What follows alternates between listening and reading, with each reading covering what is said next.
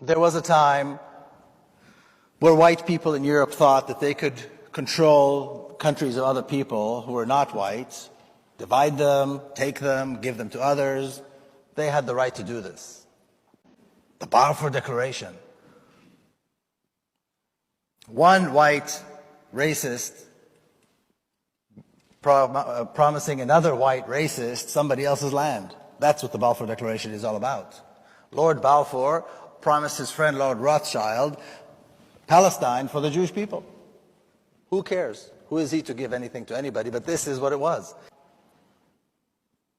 And then moving forward a few decades, we had the United Nations resolution to partition Palestine.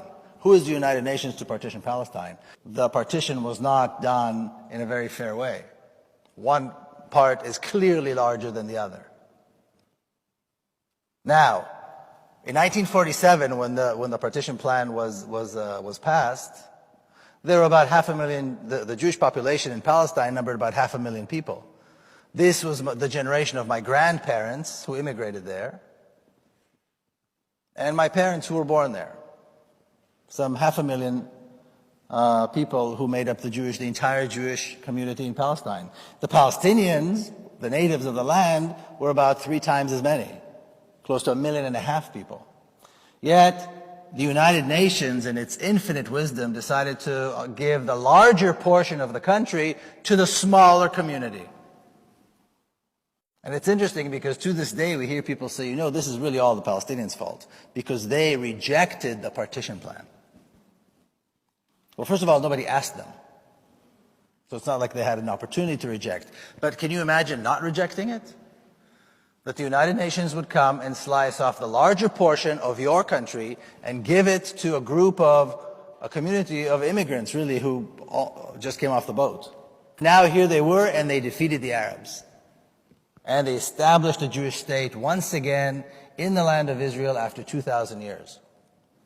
Well, this is almost a biblical story. How can you refute this? How can you argue with such a romantic, like I said, almost biblical story? Who would dare say that this is not true? And it's such a powerful story, too. The problem, of course, comes up when we start looking at the details. So the two communities, even though one was much smaller than the other, were both expecting to and were hoping to be recognized as states.